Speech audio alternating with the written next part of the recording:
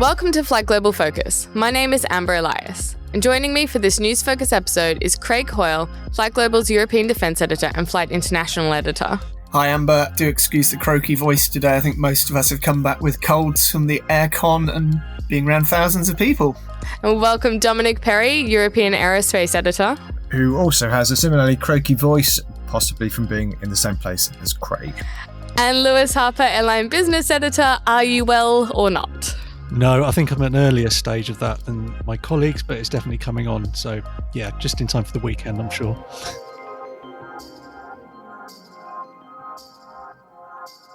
Let's take a look at the top aviation stories this week on FlightGlobal. A long-running territorial dispute between Japan and South Korea has resulted in the Republic of Korea Air Force's Black Eagles display team to miss their first Dubai airshow. The team had been scheduled to refuel at Okinawa's Naha airbase on the first leg of their journey to Dubai. However, Tokyo withdrew permission for the Naha refueling stop after a Black Eagles training session near Dokdo Island. The Federal Aviation Administration plans to require airlines to replace mode control panels on Boeing 787s due to a malfunction that could cause the jet systems to make uncommanded altitude changes. On 14 November, the FAA released a proposed airworthiness directive to address the issue by requiring operators to complete a fix described in a service bulletin issued by Boeing in April. Enhanced hot section components, designed to double time on wing in harsh operating conditions for the Rolls-Royce XWB-97 engine, are beating expectations during ongoing dust ingestion testing. For several years, Rolls-Royce has been working to boost the longevity of components in the engine, particularly when operating in hot and sandy conditions such as those in the Middle East. Although Etihad Airways and Qatar Airways, two of the Gulf's big three, are already customers of the A350-1000, Emirates Airline had declined to acquire the larger variant of Airbus's Big Twin until Rolls-Royce improves the durability of the XWB-97. Malaysia Airlines is set to launch a request for proposal for a new long-haul wide-body aircraft before the end of the year, as part of their fleet renewal efforts. The airline expects to make a decision on the aircraft type by the middle of the first quarter of 2026, says the CEO of the airline parent company Malaysia Aviation Group. Malaysia Airlines currently operates a fleet of 7 A350s, the first of which was delivered in 2017. The number of 777X in Boeing's backlog reduced by 33 jets in recent months after the company shifted those orders into an accounting bucket reserved for deals it suspects will not result in actual sales. Boeing confirms the change to FlightGlobal after having disclosed revised backlog figures in its third quarter financial report. The company made the shift in October, but applied the change to its September figures. Removing those 33 orders left 473 777X in Boeing's backlog at the end of September, a figure unchanged through end October. The adjustment came amid lengthy and ongoing delays to certify the first 777X variant, the 777-9. Boeing on 29 October revealed another delay, saying it intends to deliver the first of its type in 2027, not 2026 as previously expected, due to the Federal Aviation Administration's slow pace in improving certification flight testing. So the 2025 Dubai Airshow has just wrapped up and you three were all at the show this week on the ground. What was the big news coming out from an airline perspective, Lewis? It was busy for orders. We thought it might be, and it definitely delivered in that regard. Obviously, largely orders from Middle Eastern carriers, a few African carriers as well, getting in on the act. There was a surprise one from Air Europa switching to Airbus from... It's currently a Boeing 787 operator, but ordered 40 A350-900s, or certainly a provisional agreement. So yeah, it was really busy from that perspective. Not a great surprise for a Dubai Air Show, I guess. But when I look at the big theme, I would say coming out of this is definitely from the two Dubai carriers, so Emirates and Fly Dubai. And I think the context that needs to be put in is the opening of the new airport at Al Maktoum, where the airshow itself took place, which is sort of meant to be happening in the early 2030s. Obviously, airport projects rarely meet their deadlines in that regard, but certainly the airlines are working towards that. And I was obviously on the show site. There's one of the hottest tickets is to be in the round table with Sir Tim Clark, the president of Emirates, and I got that, and it was really interesting to hear him talking about the vision for the future of Emirates fleet, and very much including Fly Dubai in that vision. We know they work pretty closely together. We know Emirates is all wide body. And obviously Fly Dubai, while it is moving into wide bodies soon, is principally a narrow body operator. Kind of when he talks about the vision for the fleet when they move to this new airport, it is very much having the full range of aircraft, including those narrow bodies that Fly Dubai operate, albeit obviously in a sort of hybrid kind of low cost model. So yeah, that was really interesting. I think the big orders, obviously Emirates going for 65 more 777-9s. We know that Tim Clark has complained in the past about the delays for that. He's obviously saying it's going to be one of the most tested aircraft in history by the time it eventually comes online. I think at the moment Emirates is in line to get its first in early 2027, although Clark did look rather sceptical about that, I have to say, during the round table. But he was very gushing about the 777-9 as a product, I think, of it, as long as it delivers what Boeing is saying it will. So that was kind of the landmark order on the first day of the event. A key point, I'm sure Dom will go on to talk about this a bit more. They were also pressed for a feasibility study about a stretch of the 777X, so a 777-10, and Clark did talk about that. All this needs to be put in the context of obviously Emirates is a big A380 operator at the moment. Clark says he reckons they will continue operating from Emirates through to the late 2030s, early 2040s. But at that point, if you look at the current slate of aircraft in production today, there isn't anything that comes anywhere near replacing the capacity of those jets. And Clark talks about the big slot constraints at airports around the world, at the big hubs, and obviously the big advantage Emirates gets from being able to put hundreds of people on an aircraft, so those slot constraints aren't such a big issue when it looks to its network strategy. So yeah, that was a really interesting development there. Worth noting that Emirates did also place an order for a small follow-on order for the A350-900 later in the show. That point though is that Emirates is looking ahead to that new airport and the opportunities that will bring. Similarly, Fly Dubai, really interesting development there. Obviously, an all Boeing operator made a commitment for the A321 Neo at the show, 150 of them. My colleague went to a round table with Gaith Al Gaith, the CEO of Fly Dubai, and really the thinking there is they are looking ahead to the new airport and the opportunities that will bring. They want an aircraft, a bigger aircraft. At the moment, obviously, the 737 MAX 10 is not certificated, so they wanted some certainty about being able to get hold of those bigger aircraft. So that's why they've done that switch to Airbus for that new order. They're obviously hedging their bets a bit because they also made a further commitment to the MAX at the show as well. But interesting there. Again, as I say, that switch to Airbus, but all about what they're going to do when it comes to the new airport opening and really having just that range of aircraft that means they can further leverage, obviously, Dubai's geographic advantages and serve as many markets as possible around the world. So, yeah, really interesting developments there from those two Dubai carriers. And as I say, Etihad also placed a fairly significant wide-body order, obviously just down the road in Abu Dhabi there.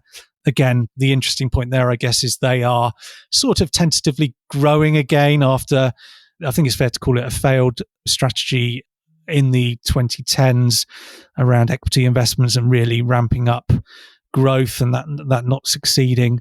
And I think the focus there is about frequencies as much as growing number of routes, so knowing what works and adding frequencies there.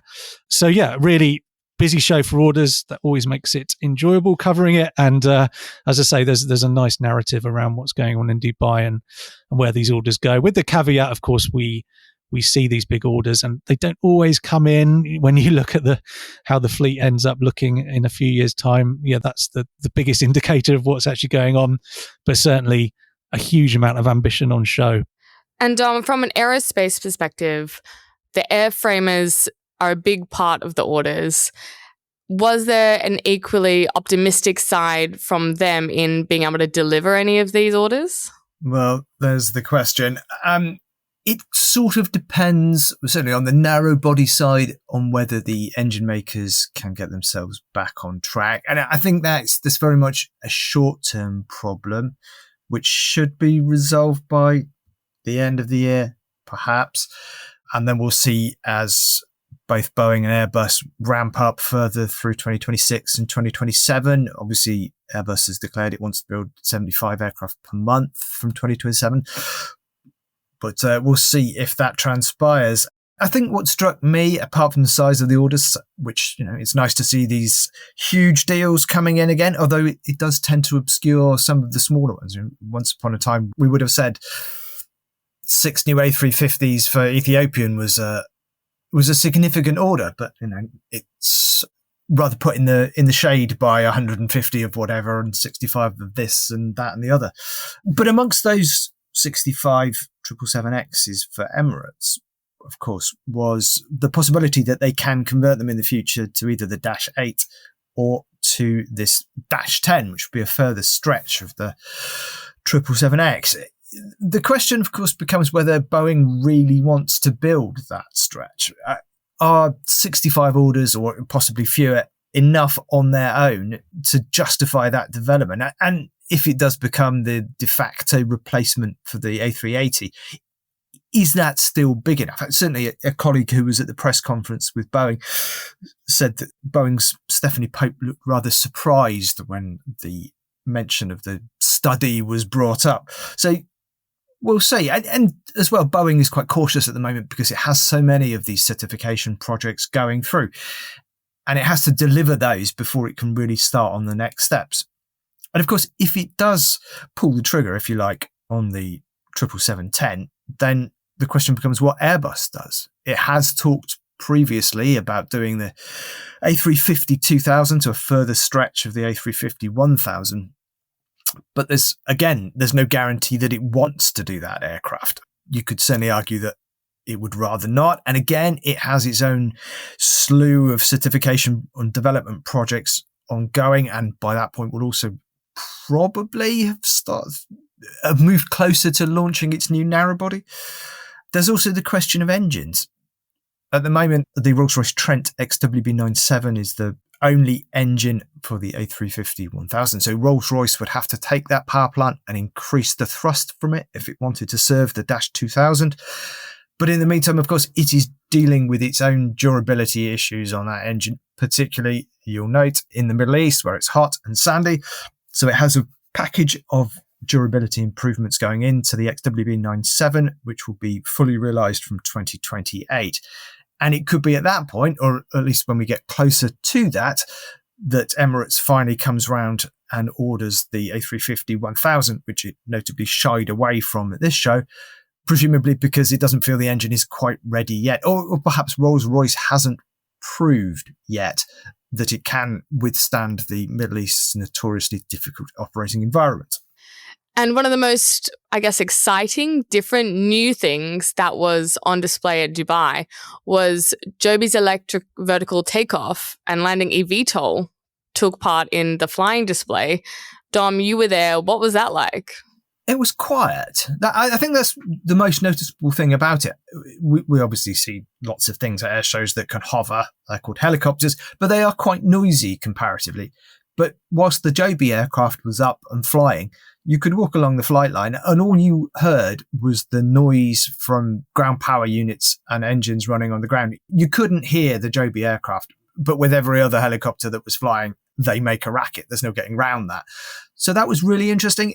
Of course, it's not certificated yet, and the market hasn't necessarily been proved for those aircraft, but clearly manufacturers are pushing very much into the Middle East. They see it as, and forgive the slight pun, they see it as a sandbox to test these aircraft before they are deployed elsewhere in the world.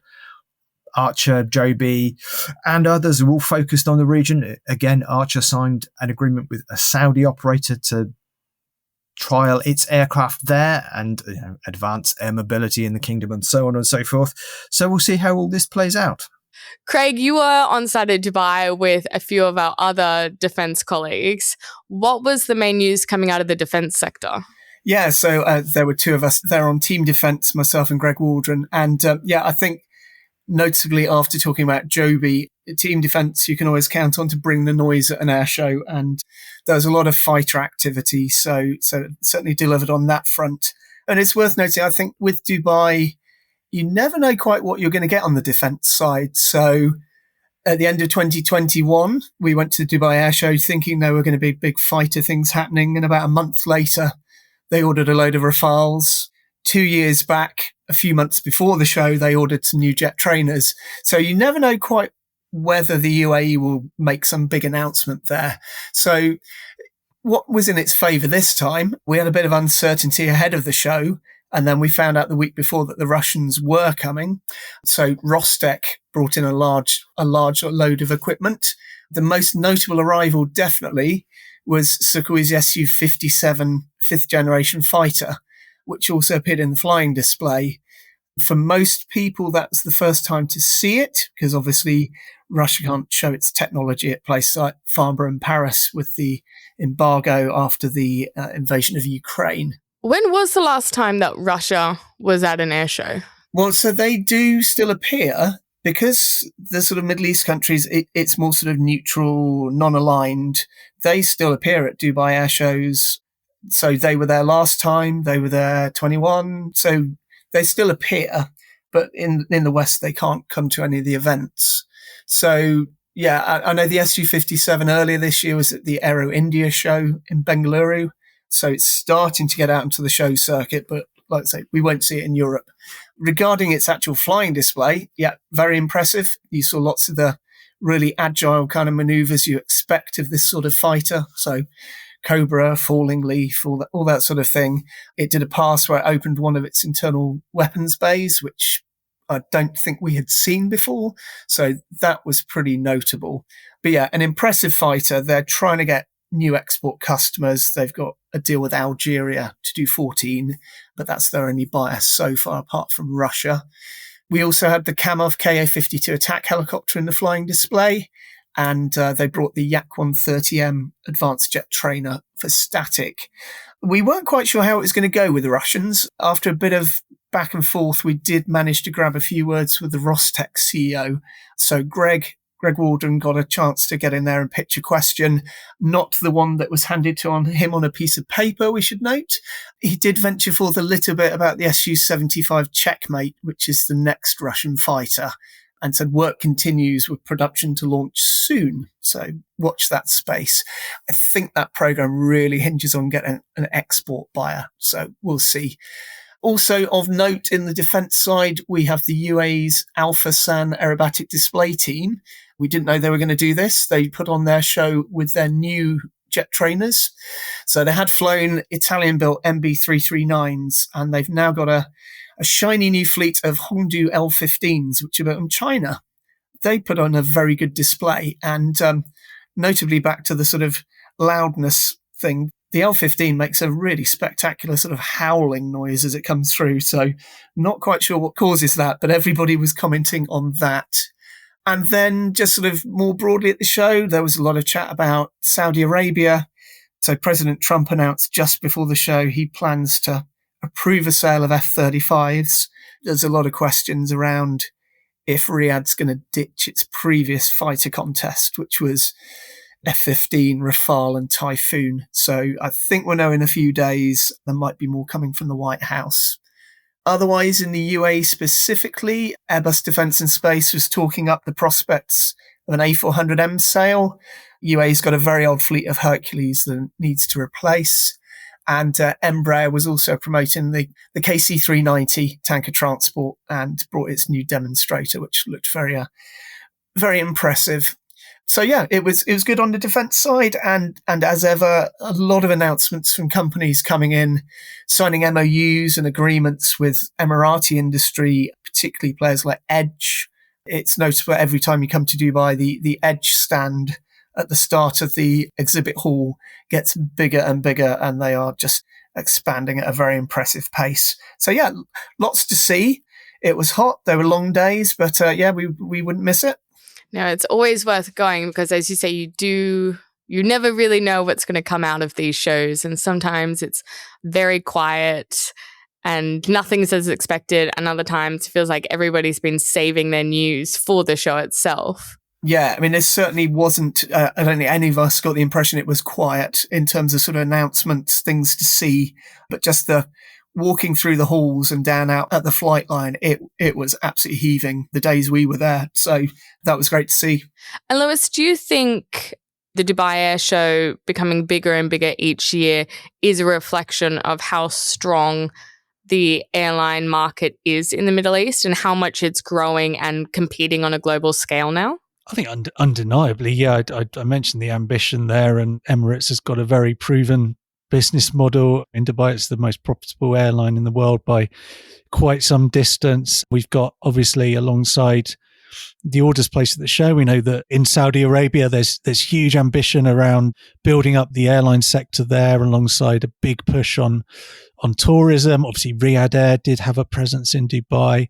There's an engine commitment, but no aircraft order. But it is, exactly the case that when you look at the fastest growing airline markets globally, the Middle East is up there. Obviously, the Paris Air Show and Farnborough held in Europe, but that isn't the growth engine of the global airline market. There's certainly a lot more going on in the Middle East in that regard.